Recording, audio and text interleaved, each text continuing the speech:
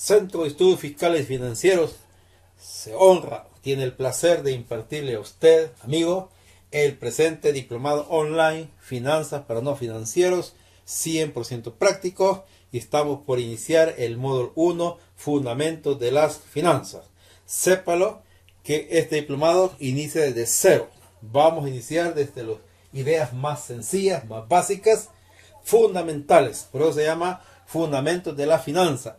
Precisamente en este diplomado, en las primeras clases, usted aprenderá las ideas básicas que luego, cuando usted esté en un programa mucho más avanzado, estos serán fundamentales para que usted haga perfectos y completos, integrales análisis financiero y le ayude en la toma de decisiones. Iniciamos en este preciso momento.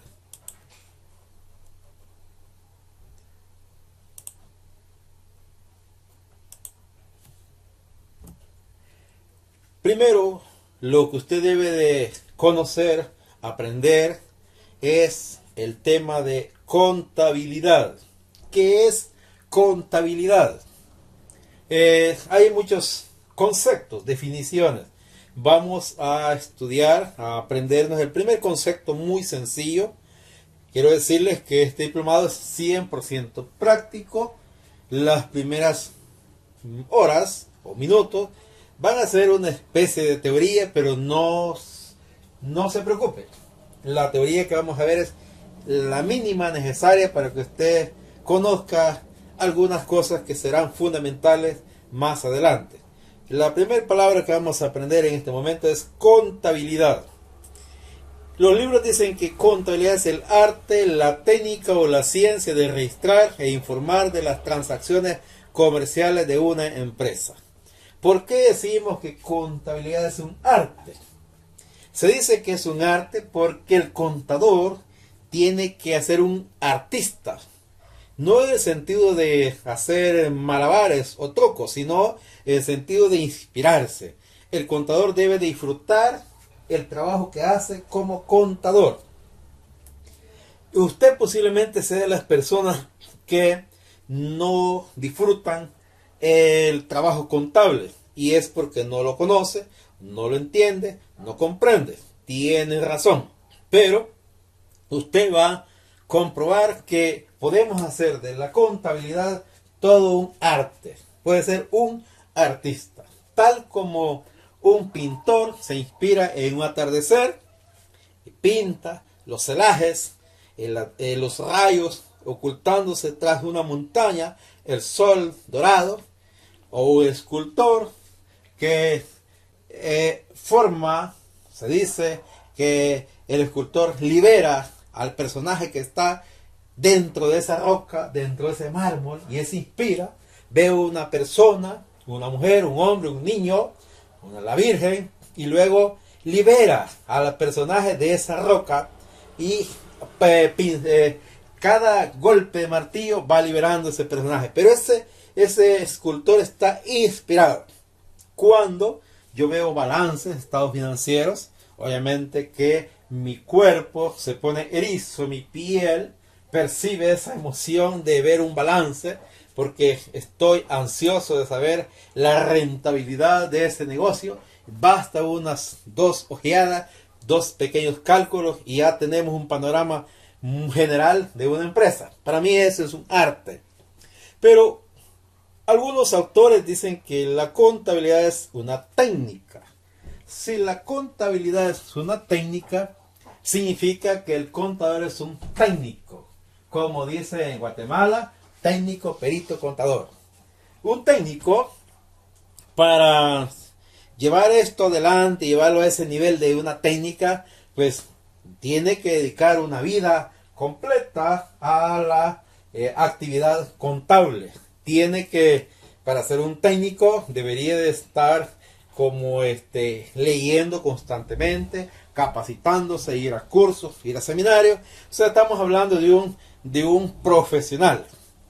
Pero algunos dicen que la contabilidad es una ciencia.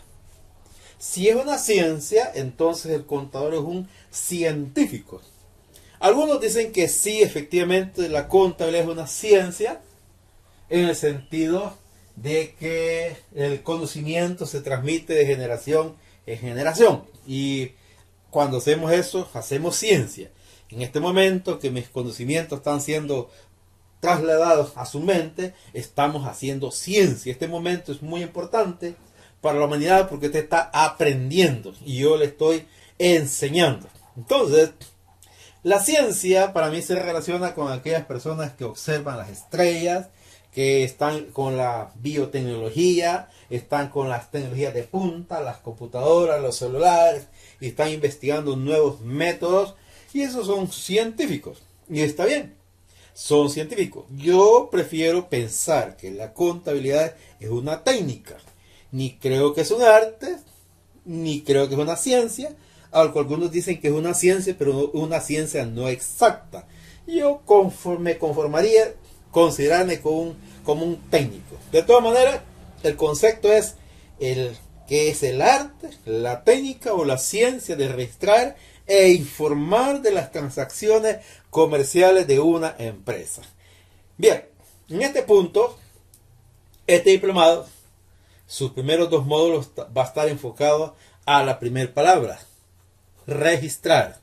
En este diplomado vamos a aprender a registrar.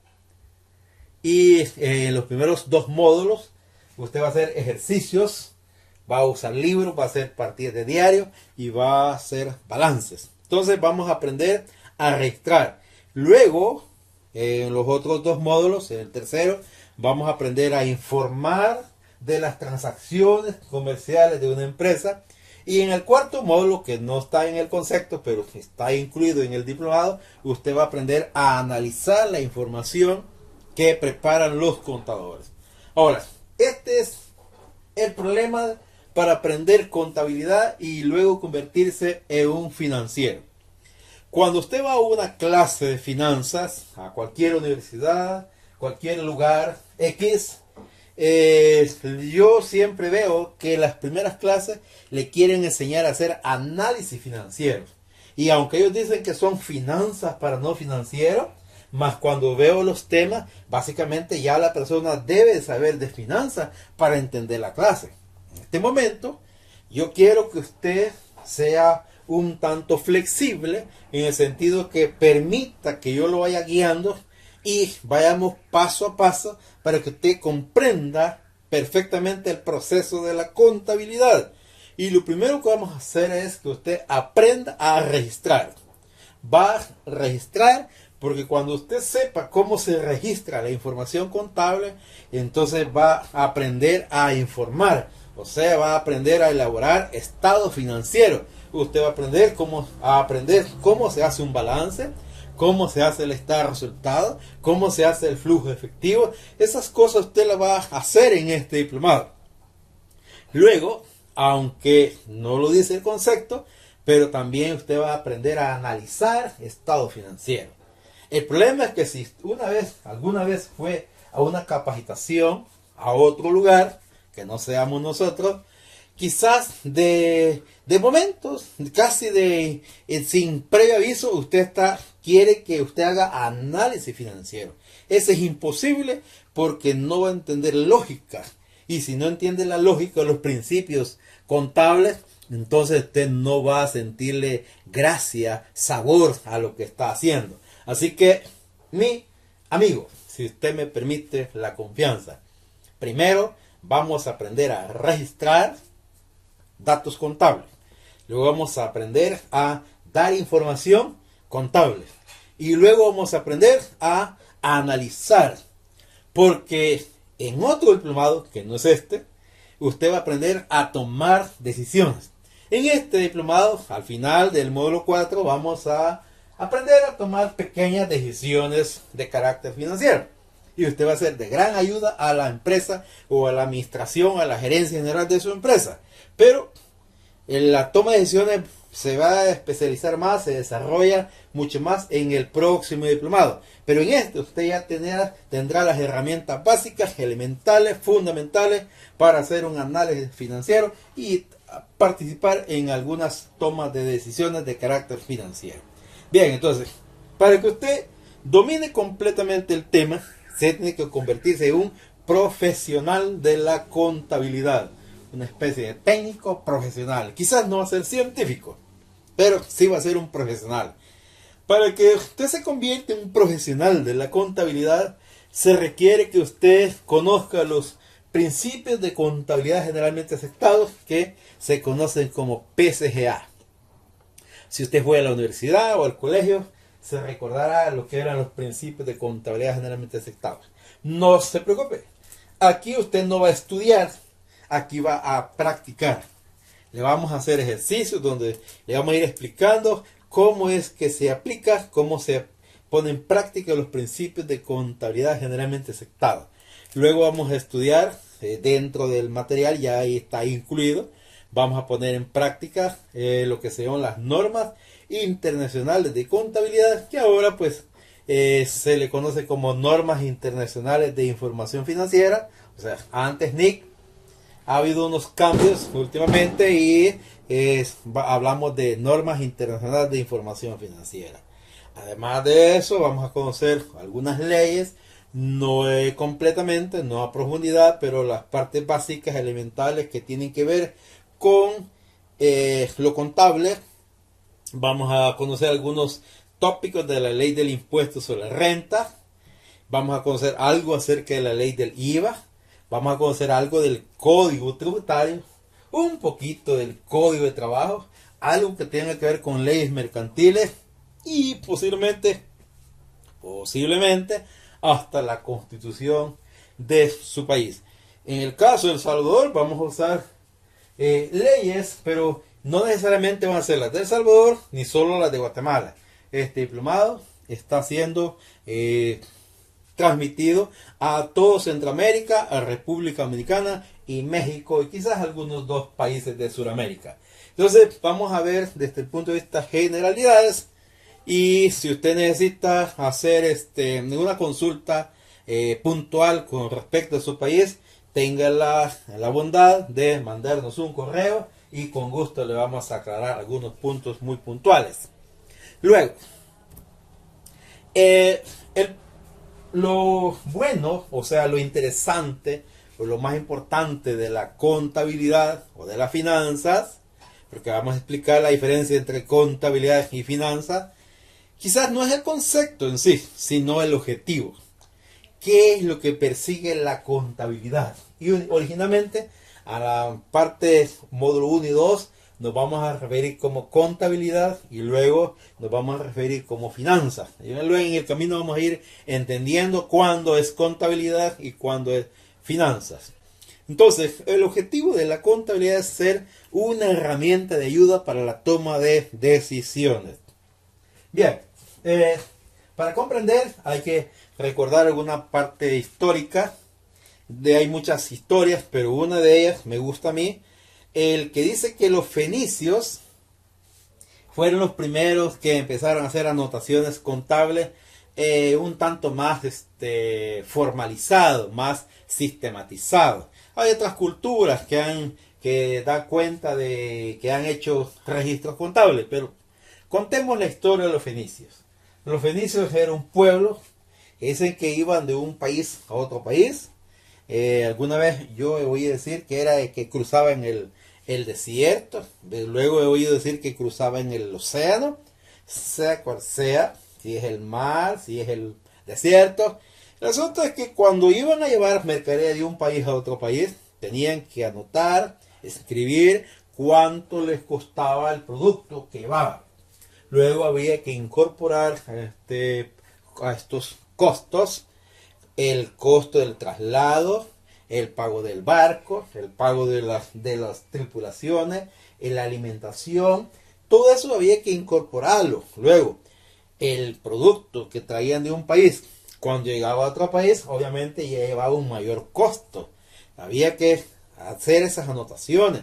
Luego hacían ventas, canjes, y regresaban al otro país de origen y había que otra vez sacar costos del traslado de las nuevas mercaderías. De un lado llevaban especies, de otro lado traían telas y había que anotar cuánto dejaban por allá en una bodega, dejaban un depósito de mercadería y había que saber cuánto habían dejado, cuánto sacar costos, cómo lo iban a vender. Así nació la contabilidad como una herramienta de ayuda para la toma de decisiones. El problema es que hoy en día las empresas, los empresarios no miran la contabilidad como una herramienta de ayuda, más lo miran como un estorbo, como un obstáculo, lo ven como un gasto innecesario. Y tienen razón, porque hoy está enfocado, todo el mundo está enfocado en que la contabilidad se debe llevar por obligación. ¿Por qué? Porque el Estado obliga a los empresarios a llevar registros contables, porque a través de esos registros contables sacamos la cuenta de su ganancia y el impuesto que va a pagar sobre la ganancia, o como se llama, el impuesto sobre la renta. Y es cierto, es una obligación. Ahora bien, la contabilidad no se inventó para pagar impuestos, se inventó para ayudar a tomar decisiones de carácter financiero. Pero como ahora se mira como una obligación legal, pues todos creen que es solo una obligación legal. El secreto de enseñar finanzas o contabilidad consiste en esto. Yo tengo experiencia, 25 años de enseñar, 18,000, 20,000 personas, 18 nacionalidades, y siempre detecté algo, que para que comprendieran el proceso de la contabilidad y eventualmente convertirse en financiero, hay un truco. El truco es que en este momento no vamos a enfocarnos en el análisis o en la toma de decisiones. Nos vamos a enfocar en la obligación legal. Lo vamos a ver como algo meramente legal. Y usted va a entender cuando es una obligación legal, por qué es la obligación. Y cuando ya haya entendido las fórmulas, los métodos contables y todas esas cosas, los principios, luego vamos a hacer el cambio y ya no vamos a hablar de una mera obligación legal, sino vamos a hablar de una herramienta de ayuda para la toma de decisiones. Solo por efectos didácticos es que en este momento vamos a pensar que la contabilidad no es para tomar decisiones, sino que es para pagar impuestos. Y entendida esa lógica, vamos a pensar. Bueno, y viene la pregunta. ¿Y quiénes están obligados a llevar contabilidad? La respuesta es para las personas naturales y para las personas jurídicas o morales, como se le llama en otros países. Entonces, las personas naturales, como lo va a explicar la próxima lámina, es una persona natural, es algo que está hecho de carne y huesos. Otro podemos decir que es cuerpo, alma y espíritu. Una persona natural. Ahora, ¿cómo nace una persona natural? Una persona natural nace por la unión de un padre y una madre. Y de la unión del padre y la madre, ¿qué nace? Un niño. Entonces, el papá es una persona natural, la mamá es una persona natural y los niños son personas naturales. Entonces, las personas naturales somos nosotros, los humanos, de carne y hueso, cuerpo, alma y espíritu. Pero y las personas naturales se pueden clasificar de diferentes formas. Se analizan por el grado académico, por la condición económica, por la situación social, religiosa, política, el color, el sexo, y se pueden hacer diferentes clasificaciones. Pero el gobierno, al Estado, al fisco, le interesa dos tipos de personas dentro de las personas naturales, como usted y yo. Le interesan aquellos que son asalariados y aquellos que son empresarios. Los demás no interesan al gobierno para efectos de impuestos. Los asalariados obviamente pagan impuestos, aunque no todos, y no pagan en el mismo porcentaje, pero pagan impuestos. Entonces, el Estado ha definido, al menos en El Salvador y en Guatemala y muchos países centroamericanos, y creo que es universal esta idea, los asalariados pagan pagan impuestos, pero no en las mismas cantidades, pero no están obligados a llevar contabilidad. ¿Por qué? El Estado considera que no es necesario, porque al asalariado se le quitan los impuestos a la hora de cobrar, en su salario, en la planilla, en la nómina, ahí se le quita el impuesto correspondiente, si es que califica, si es que cae dentro de los renglones de la ley, y si no, no se le cobra impuestos. Y por tanto, pero lo importante es que no lleva contabilidad. ¿Qué significa eso? Que un asalariado no lleva un libro, un registro explicando en qué se gastó el dinero. Que digamos que el esposo llega a la casa y la esposa quiere que le dé cuenta en qué gastó su salario. Entonces, esa es otra especie de contabilidad más estricta que la del gobierno. Pero es control también. Entonces, los asalariados no están obligados a rendir informes de cómo se gastan su dinero. Al Estado solo le preocupa cuánto ganó y cuánto va a pagar de impuestos. Pero también dentro de las personas naturales, el Estado quiere identificar a los empresarios. ¿Quiénes son los empresarios? Los que emprenden un negocio, una empresa. Esos son emprendedores, empresarios. Los empresarios no todos pagan impuestos. A veces sí y a veces no, como dice la canción, a veces sí y a veces no. No, ese no es mi área. Entonces, los empresarios a veces pagan y a veces no pagan, pero depende de ciertos datos en su negocio. Se llama capacidad tributaria. Depende, si tienen capacidad tributaria, eso se descubre, se detecta a través de la contabilidad. Se ve en sus libros, sus registros contables, y ahí hacemos cálculos, los contadores, ese es nuestro trabajo, calcular cuánto va a pagar de impuestos sobre la renta o sobre las ganancias. Si es empresario y está obligado a llevar contabilidad, pero cuando hay ciertos montos, y todavía no vamos a decir la parte técnica, porque no hemos entrado en tema, pero el empresario, depende de los montos, no está obligado a llevar contabilidad. Y aquí hay un dilema, a veces no está obligado a llevar contabilidad, pero paga impuestos. A veces está obligado a llevar contabilidad y no paga impuestos, porque depende de ciertos parámetros. La ley define los parámetros, cuándo va a llevar contabilidad y cuándo es que va a pagar impuestos, y no necesariamente las dos cosas aparecen al mismo tiempo. Eso lo hacemos los contadores, y es lo que vamos a explicar acá en estas primeras clases del diplomado. ¿Cuándo es que una persona va a pagar impuestos y cuándo va a llevar contabilidad? Ya lo vamos a aclarar. Pero estamos apenas entrando en materia y primero estamos estudiando las personas naturales. Ahora vamos a estudiar las otras personas que le interesan al gobierno o al Estado. No al gobierno, porque el gobierno está relacionado con un partido político, sino estamos al Estado. El Estado. ¿Cómo nace una persona jurídica o moral? Bueno, para que nazca una persona jurídica se necesitan dos o más personas. Primero se necesita un hombre y luego se necesita una mujer. Y se puede necesitar otra mujer u otro hombre. La verdad aquí no importa si los tres son hombres o los tres son mujeres, o un hombre, dos mujeres, no importa, pueden ser solo dos. Porque cuando dos o más personas se unen para formar un negocio, se dice que han formado una sociedad. No en los términos sociales de la alta sociedad y la sociedad baja y la sociedad media, sino en términos mercantiles. Han formado una sociedad. Y esta sociedad se conoce como una persona jurídica. Jurídica quiere decir fruto de las leyes. La persona natural nace a fuerza del amor de un hombre y de una mujer. La persona jurídica también nace a fuerza del amor, pero es al amor al dinero. Pero eso hace que nazca una persona jurídica. Entonces la persona jurídica es la unión de dos o más personas. Las leyes mercantiles dice es la unión de dos o más voluntades, porque la persona jurídica nace exactamente como nacen los matrimonios.